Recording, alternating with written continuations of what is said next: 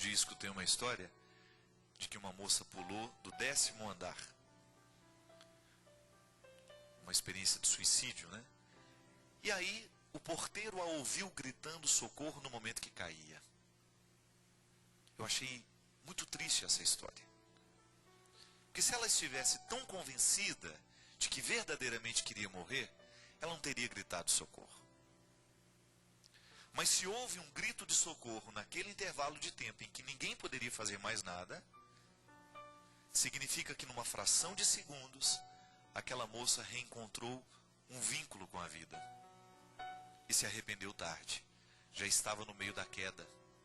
Já não dava mais tempo de segurar na janela, já não dava mais tempo de dar um passo atrás, já não dava mais tempo de ser socorrida por ninguém, não dava tempo para estender uma rede. Descobriu o vínculo no momento da queda, tarde. Mas é interessante pensar nisso.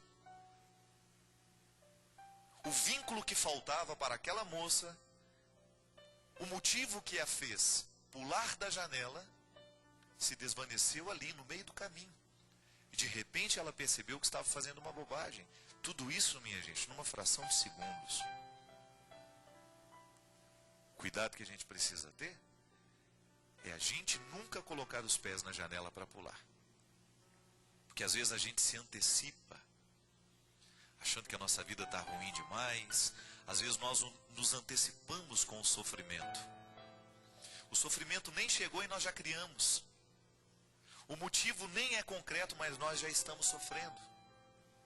Nós ficamos ansiosos demais e às vezes colocamos de maneira precipitada o pé na janela e nos antecipamos para a morte.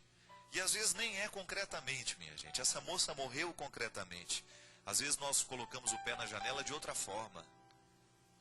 Na metáfora, né? Nós não colocamos lá concretamente, mas de alguma maneira estamos nos arriscando em perder o sentido da vida.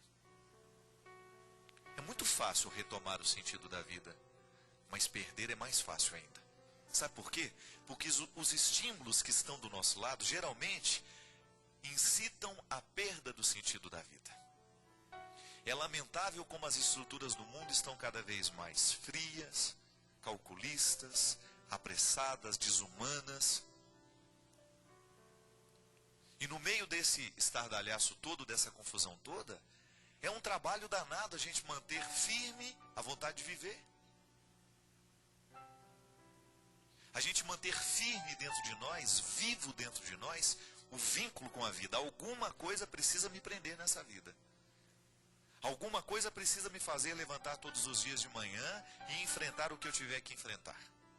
Às vezes é um filho que a gente tem, às vezes é um amigo que a gente tem, às vezes é uma responsabilidade afetiva que a gente tem, às vezes é um trabalho, às vezes é um projeto de sonho, de mestrado, de doutorado, de faculdade. Alguma coisa nós precisamos ter para reacender todos os dias os nossos sonhos.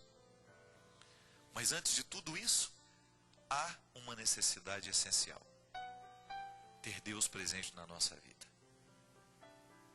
Ter um Deus que nos motiva a querer ser melhor. Ter um Deus que nos incentiva a querer a vida.